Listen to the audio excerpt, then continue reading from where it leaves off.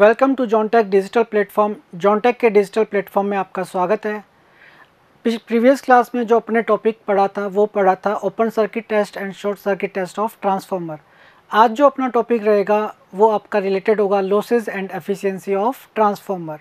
तो सबसे पहले ये जो अपन पढ़ रहे हैं वो TWQ प्रोग्राम के तहत पढ़ रहे हैं, जो कि DDA और SSC एग्ज़ाम के लिए आपके लिए इम्पोर्टेंट है। तो आज का जो टॉपिक है वो लॉसेस और एफिशिएंसी से रिलेटेड है। तो सबसे पहले मैं आपको बता देता हूँ कि जो ट्रांसफार्मर होता है उसके अंदर जो लॉसेस होते हैं वो मेनली कौन कौन से होते हैं।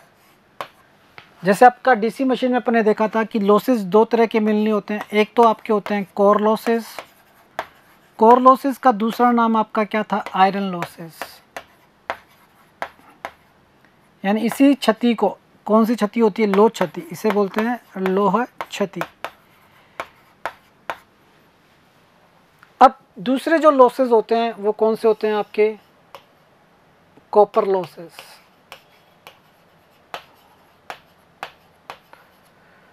ट्रांसफार्मर में मुख्यतः दो तरह के होते हैं। कॉपर लॉसेस का दूसरा नाम होता है ओमिक लॉसेस, इसे बोलते हैं ताम्र क्षति।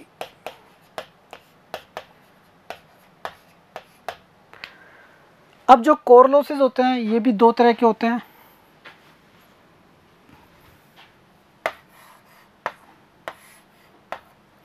एक तो होते हैं हिस्टेरेसिस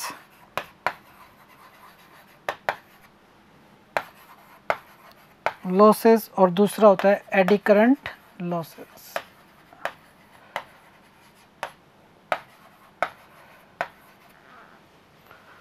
तो दो तरह के, इसको बोलते हैं भंवर धाराएं क्षति, ये हिस्टेरेसिस क्षति। जो हिस्टेरेसिस लॉसेस होते हैं वो किस पर निर्भर करते हैं? वो आपके निर्भर करते हैं BM की पावर 1.6, यानी ये क्या? अधिकतम फ्लक्स घनत्व है, मैक्सिमम फ्लक्स डेंसिटी, और फ्रीक्वेंसी के भी समानुपाती होते हैं। यानी किसके समानुपाती होते हैं? अधिकतम फ्लक्स घनत्व की पावर के 1.6 और फ्रीक्वेंसी के। और एडी करंट जो लॉसेस होते हैं वो समानुपाती होते हैं F² और DM। F क्या होती है? आपकी फ्रीक्वेंसी, जिसे अपन बोलते हैं आवृत्ति। BM आपकी कहलाती है मैग्नेटिक फील्ड डेंसिटी।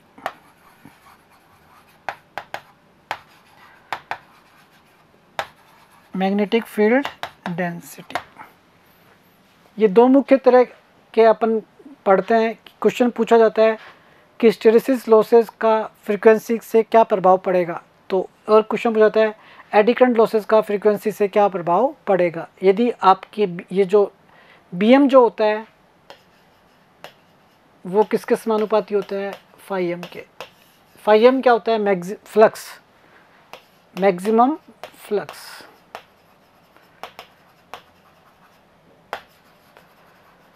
तो फ्लक्स होता है कौन सा होता है? और इसको बोलते हैं BM जो इक्वलेंट होता है वो होता है φm/A। ये होता है आपका BM। और जो फ्लक्स होता है वो समानुपाती होता है V/F के, प्रोपोर्शनल टू V/F। ये डिपेंड करता है वोल्टेज पर भी और फ्रीक्वेंसी पर भी निर्भर करता है। तो ये तो आपके हो गए डिफरेंट टाइप के लॉसेस।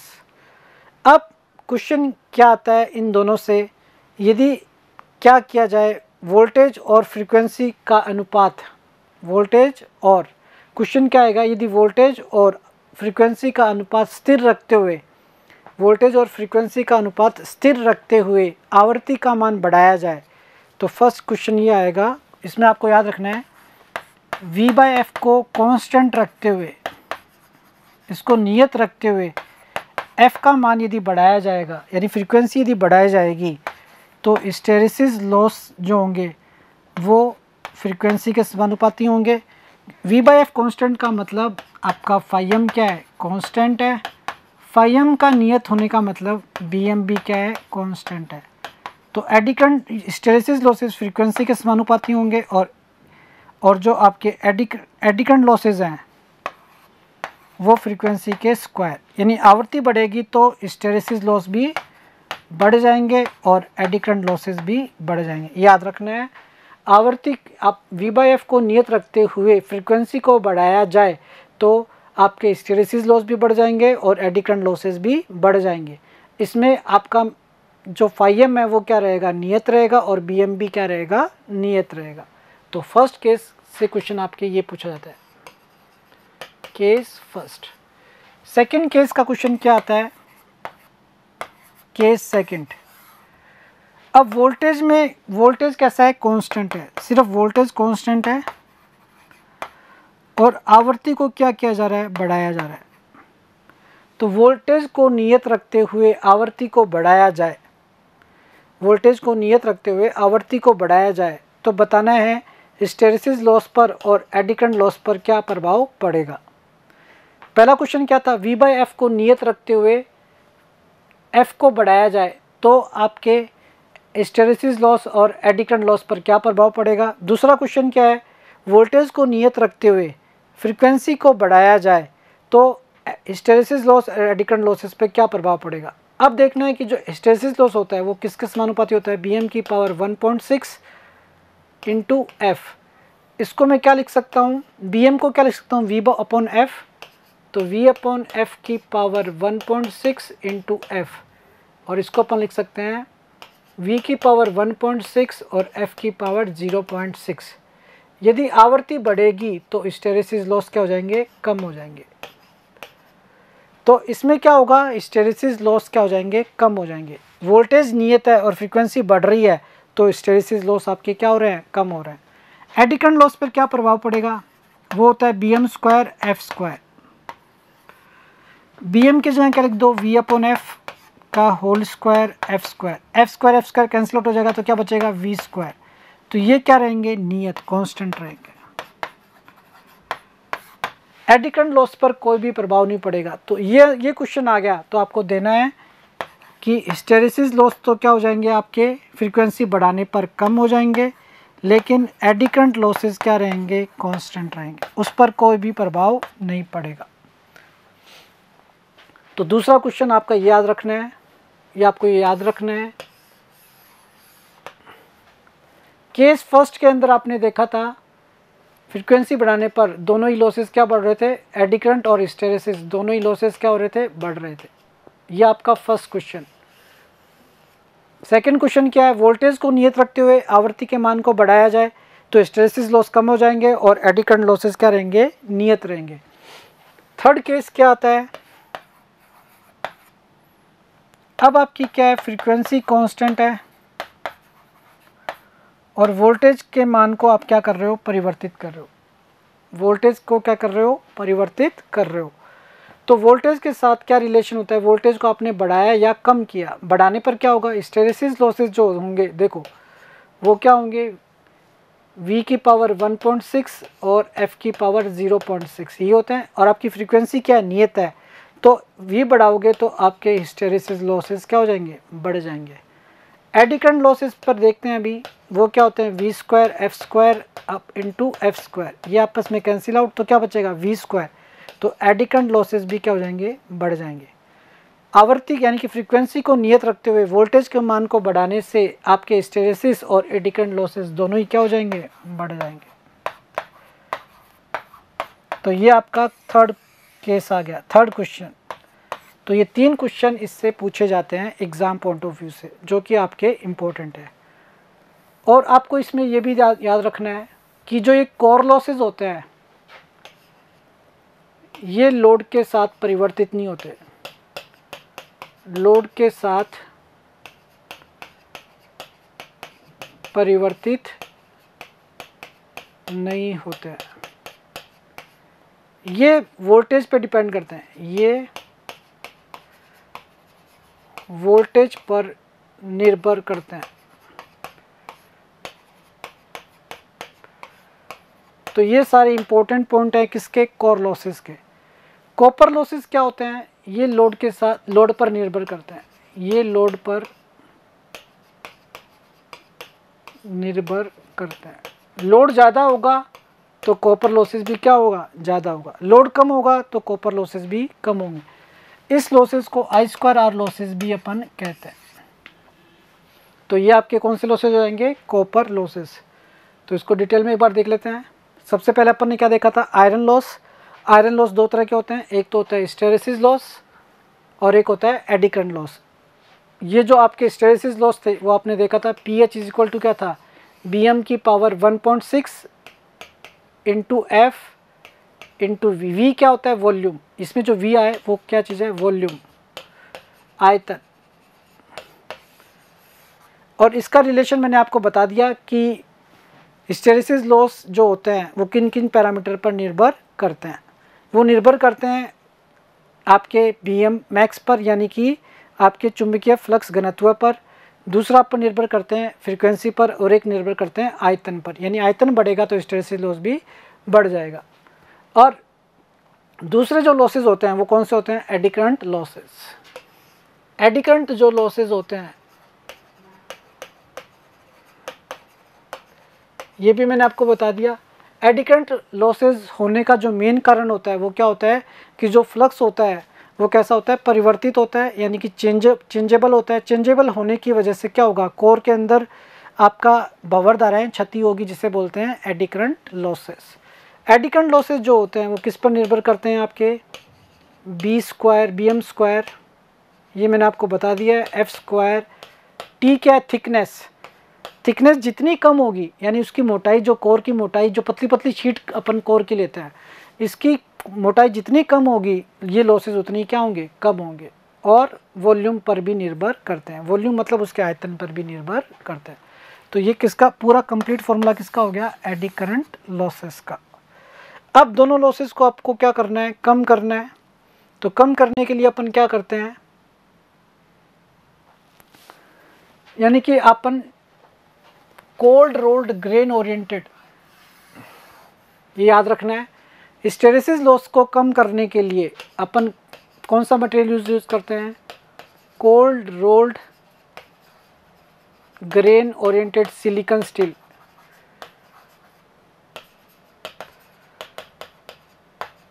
का इस्तेमाल किया जाता है, और वो क्या किसको कम कर देता है, हिस्टेरेसिस लॉस को।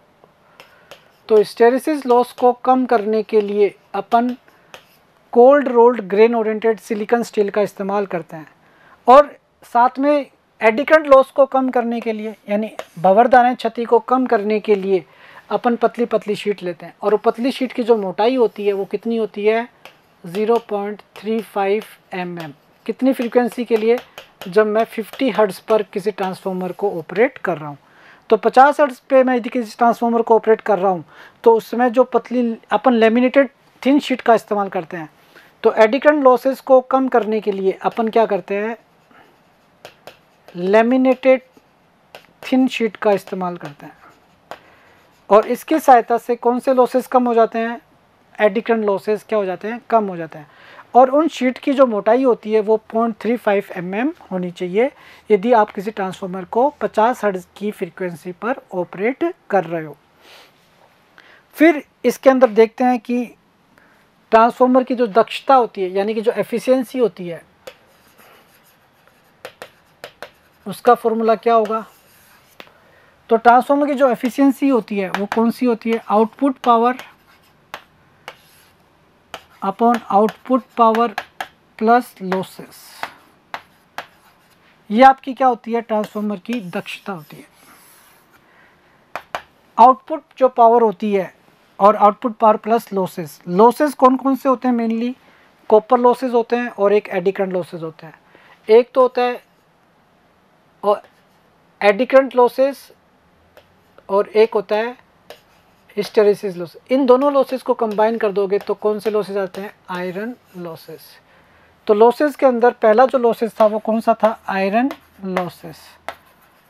आयरन लॉसेस को अपन रिप्रेजेंट करते हैं PI, जिसे अपन बोलते हैं कोर लॉसेस। कोर लॉसेस जो होते हैं वो किस पर निर्भर करते हैं, एडी करंट और हिस्टेरेसिस लॉसेस। दूसरा जो लॉसेस होता है वो कौन सा होता है, कॉपर लॉसेस, और इसको अपन रिप्रेजेंट करते हैं PCU से। यानी ये कौन से लॉसेस होते हैं, I2R लॉसेस। तो I1/R1 प्लस I2/R2। तो प्राइमरी वाइंडिंग के रेजिस्टेंस में और सेकेंडरी वाइंडिंग के रेजिस्टेंस में होने वाले जो लॉसेस होते हैं यानी प्राइमरी वाइंडिंग के प्रतिरोध में और सेकेंडरी वाइंडिंग के प्रतिरोध में होने वाले I2R लॉसेस को अपन कौन से लॉसेस बोलते हैं? कॉपर लॉसेस बोलते हैं। तो दो तरह के लॉसेस होते हैं, तो एक तो होता है आयरन लॉसेस और कॉपर लॉसेस। तो दक्षता अधिकतम होने के लिए क्या शर्त होती है? दक्षता अधिकतम होने पर, तो लिखो एफिशिएंसी के अधिकतम होने के लिए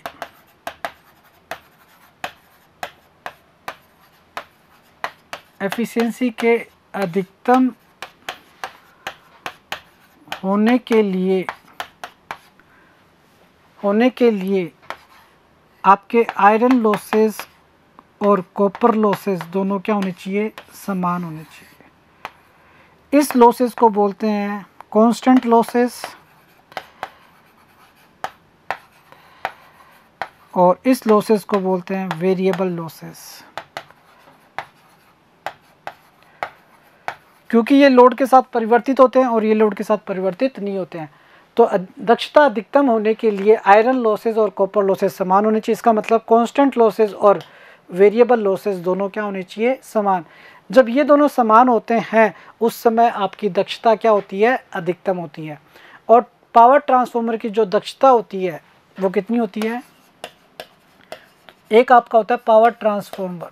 तो ट्रांसफार्मर जो भी हो, ट्रांसफार्मर की जो दक्षता होती है वो लगभग कितनी होती है? 98%।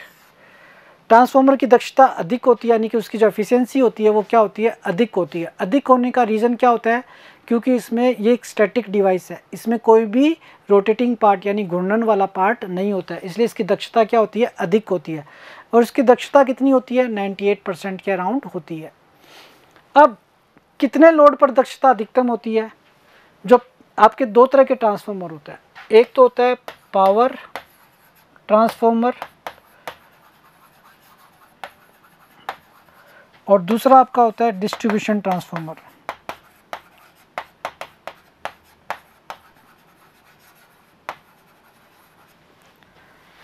दोनों की दक्षता कितनी होती है? 98। तो किस लोड पर होती है? इसकी फुल लोड पर दक्षता अधिकतम होती है। फुल लोड पर एफिशिएंसी क्या होती है? अधिक होती है।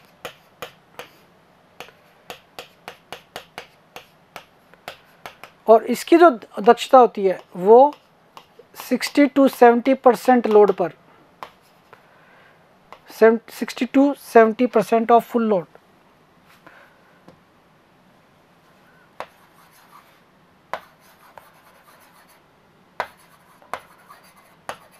फुल लोड पर दक्षता अधिकतम होती है।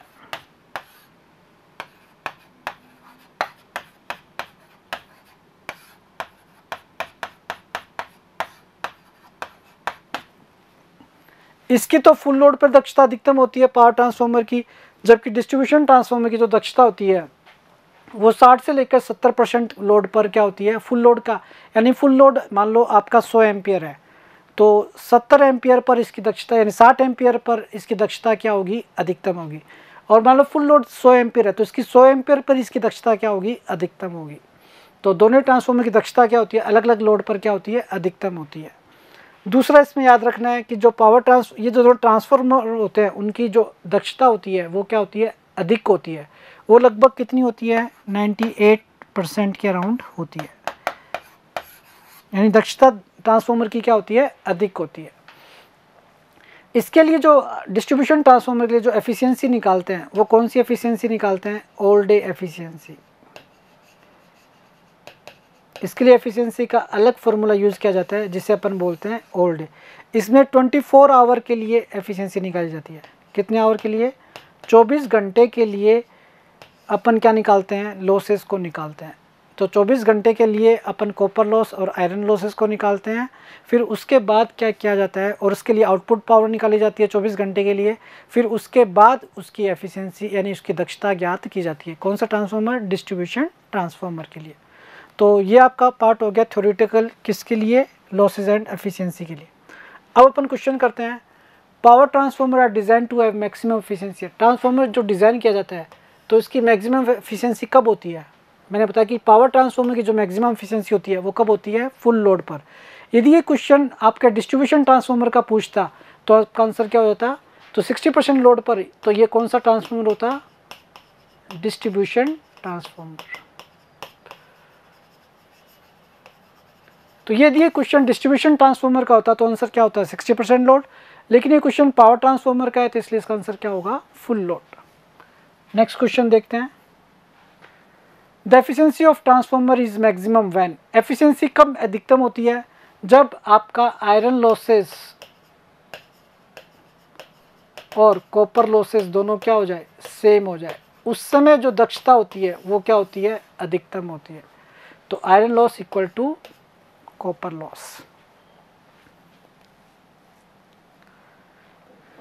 विच of the given losses changes with the load in the transformer.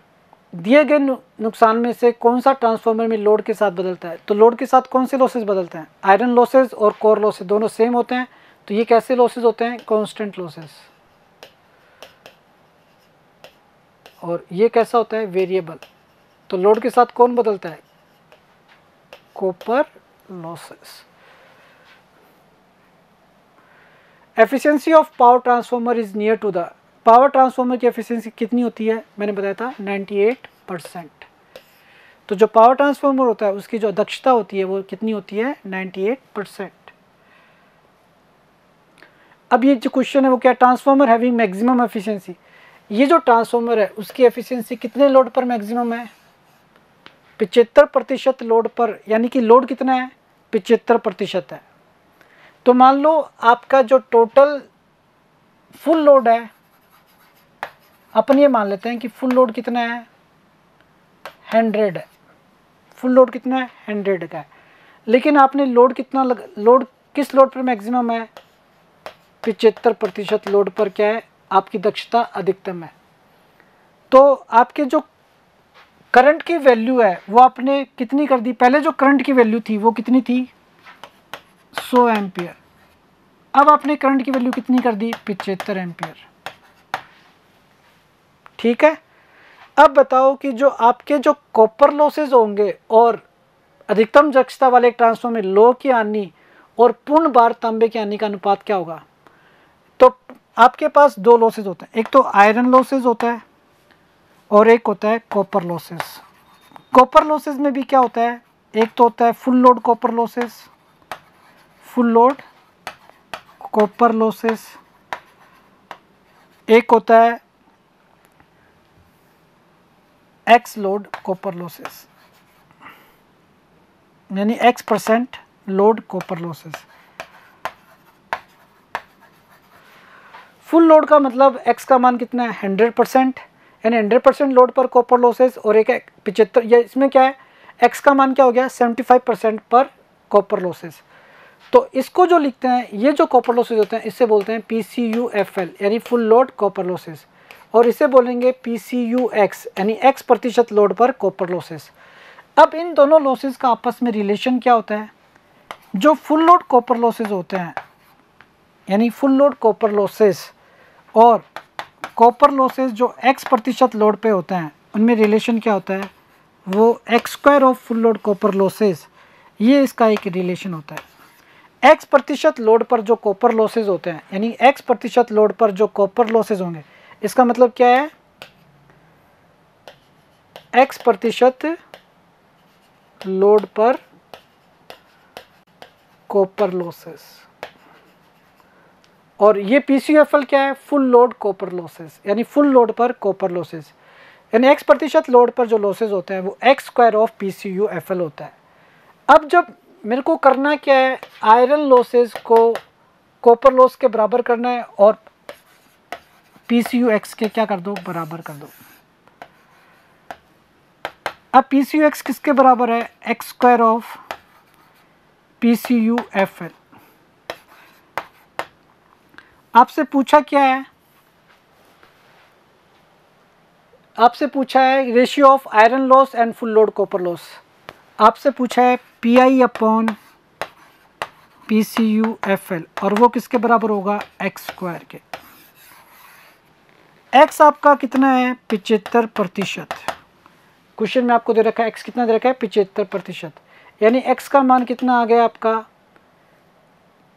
3/4। 75 को आपको परसेंटेज को आप वैल्यू में कन्वर्ट कर लोगे तो x की वैल्यू कितनी आ गई 3/4। तो x की वैल्यू पुट कर दो, तो x की वैल्यू कितनी है 3/4 का स्क्वायर। तो आंसर क्या आ जाएगा 3 3 जा 9, 4 4 जा 16। तो PI/PCUFL के मान क्या जाएगा आपका 9/16। यानी कि आयरन लॉसेज और फुल लोड कॉपर लॉसेज का जो रेशियो होता है वो किसके बराबर होता है x स्क्वायर के। तो x स्क्वायर के बराबर कर देना और डायरेक्ट आपका आंसर आ जाएगा। तो इसका आंसर क्या आएगा 9/16। तो ये आंसर आपका हो जाएगा 9/16। तो क्योंकि आपने लोड को कितना कर दिया 75% कर दिया, इसका मतलब आपके कॉपर लॉसेस क्या हो गए कम हो गए। फुल लोड कॉपर लॉसेस से कितने कम हो गए x स्क्वायर टाइम्स क्या हो जाएंगे कम हो जाएंगे। जितना आपने लिया उसके कॉरस्पॉन्डिंग आपके कॉपर लॉसेस भी क्या हो जाएंगे कम हो जाएंगे। तो इस तरीके से आपके क्वेश्चन एग्जाम में पूछे जा सकते हैं लॉसेज और एफिशिएंसी ऑफ ट्रांसफार्मर। और नेक्स्ट टॉपिक में अपन ट्रांसफार्मर से रिलेटेड अपन नया टॉपिक पढ़ेंगे। तो अभी तक जो अपन ने टॉपिक किए हैं वो अपन ने पढ़ लिए हैं losses and efficiency of transformer तक। तो जो नेक्स्ट टॉपिक अपना रहेगा वो रहेगा ऑटो ट्रांसफार्मर। Thank you.